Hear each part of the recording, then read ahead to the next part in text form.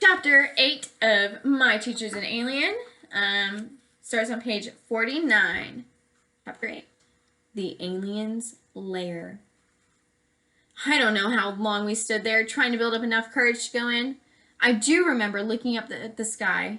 It was as dark as black velvet, and the stars were like diamonds scattered across it. Which one of them did you come from, Broxholm? I thought. And why did you have to come here? I heard Peter sigh beside me. Isn't it wonderful? He asked, swinging his arms up and down to indicate the entire sky. Don't you want to go there? You've been reading too much science fiction, I said. Come on, let's get it over with. Sharp leaves scraped against our faces as we pushed our way through the hole in the hedge. On the other side, we dropped to our hands and knees and crawled across the lawn. Even though we were pretty sure Broxholm was at home, we didn't want anyone else to see us and interrupt our mission. The lawn was drenched with dew. By the time we reached the porch, the knees of my pants were soaked through, and I was freezing. How are we going to get in? Whispered Peter. Good question. It may sound stupid, but I had been so worried about what we were doing that I totally I hadn't thought about how to do it. I don't know, I hissed back. How do people usually break into places? Peter looked at me in disgust. How would I know? He asked. I'm not a burglar. Well, neither am I snapped. I closed my eyes. Fighting wasn't going to get us anywhere. Let's just circle the house, I said. Maybe we'll find an open window or something. We crept along the side of the house. As Peter played his flashlight over the window, I felt thankful for the hedge that masked us from the street. Nothing on the side, he whispered. Check down low, I said. Maybe one of the cellar windows is open. But they were all sealed shut. Peter gestured towards the back of the house. Just around the back corner, we found one of those slanting cellar doors, and it was padlocked shut. But the wood was half rotted, and when Peter shook the lock, the whole thing came loose in his hand. He set it aside and carefully lifted the door. It creaked for an eternity as it came open. I found myself staring down into a well of perfect blackness. Dark, I whispered. Sure is, said Peter. Then he took a step forward. I followed him, wondering if Broxholm had booby-trapped the place. Then I wondered, what kind of booby traps does an alien use? Lasers that would cut us off at the knees? Stun guns? Freeze rays? Hey, these guys had come here from another star system. Who knew what they could do? We walked down 8 concrete steps.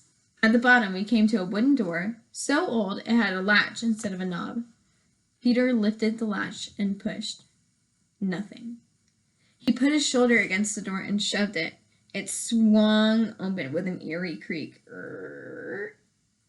After you, madam, he whispered. Well, at least shine your flashlight in there, I hissed. He pointed his beam through the door. I couldn't see anything special, just a dusty cellar, the kind that you'd expect in an old house. Let's go together, I whispered. Peter took pity on me, and we stepped through the door side by side.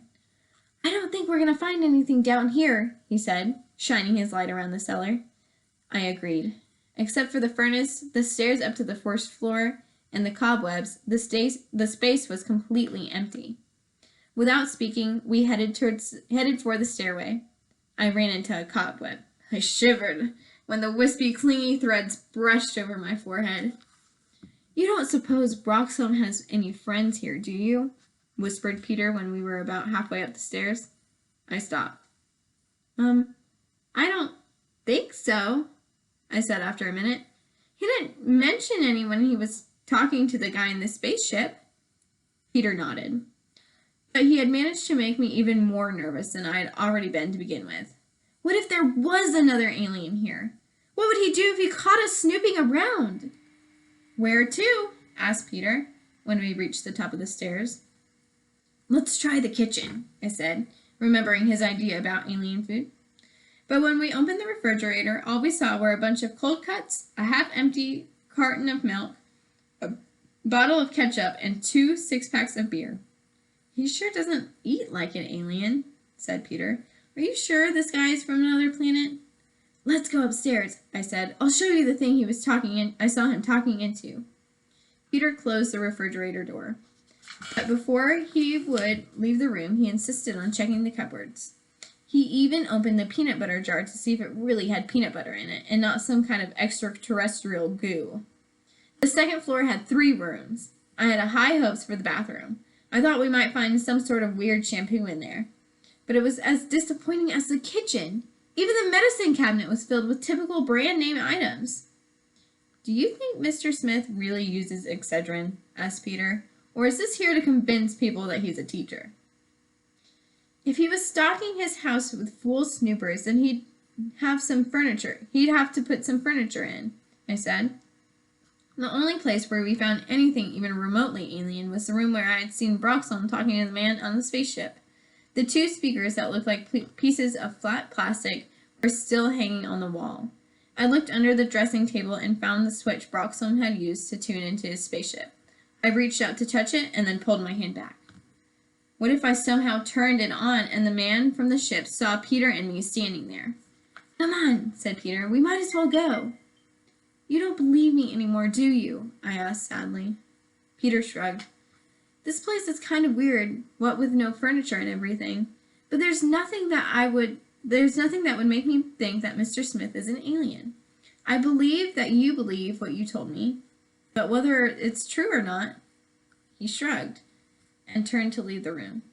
Wait, I said, following him into the hall. We still didn't try that door. Peter swung his flashlight in the direction it was pointing. It's just the attic, he said. I knew that. I could tell by how narrow the door was, but that wasn't the point. So what if it's the attic? I said. Maybe Broxholm has something packed away up there. Come on, Peter, we've gone this far. We can't give up now. Well, all right, said Peter. He opened the door and started up the stairway.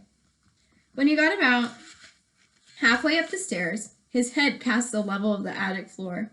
I was walking so close that I bumped into him when he stopped. What is it? I whispered.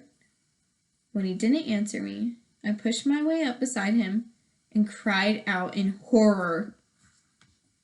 And that's the end of chapter 8.